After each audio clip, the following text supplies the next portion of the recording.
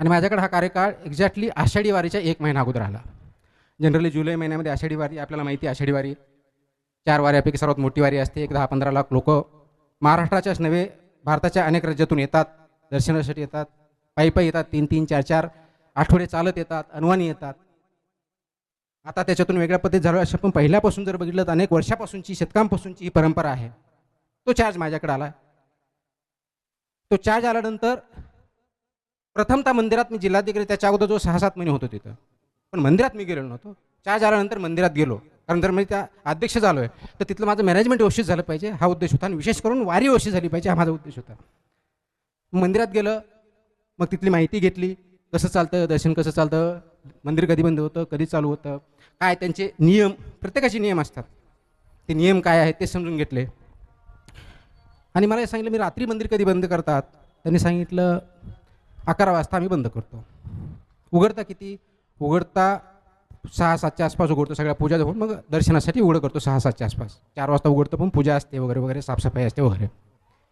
मी परत प्रश्न विचारला की समजा 11 वाजता रांगेत किंवा इथं काही भक्त असतील तर त्यांचं काय? 11 वाजता आम्ही बंद करतो, दुसऱ्या दिवशी सकाळी ते थांबतात, दुसऱ्या दिवशी सकाळी दर्शन घेतात आणि जातात. मी म्हटलं असं का? तर त्याने सांगितलं देवाला, विठोबाला, रुक्मिणीला जे देव आहे त्यांना आरामाची गरज असते, त्या आरामाचा तो वेळ असतो त्याच्यामुळे करतो.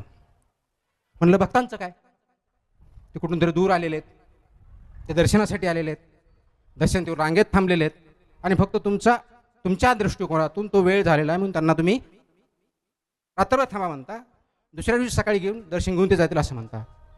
तर असं काही आहे का की जर त्याला आपण देव मानू, दैवत मानू, ज्यांच्या दर्शनाचे त्यांनी असं सांगितलंय का की 11 वाजता जर झाले, माझी झोपण्याची वेळ झालेली आहे, तर दरवाजा बंद करा, माझे भक्त रांगेत असते तरी चालतील, पण मी घरी झोपेल, असं देवाने सांगितलेलं आहे का?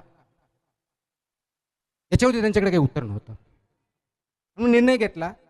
मी हे सांगितलं, एक तर दर्शन 24 तास चालू राहील, पण तुमचा जर नियम असे, तुमची प्रथा आहे की आराम भेटला पाहिजे, त्याचा रिस्पेक्ट करून शेवटचा भाविक जोपर्यंत तिथं आहे तोपर्यंत मंदिर उघडं राहील आणि दर्शन घेतल्यानंतरच बंद होईल, हा मी नियम तिथं केला.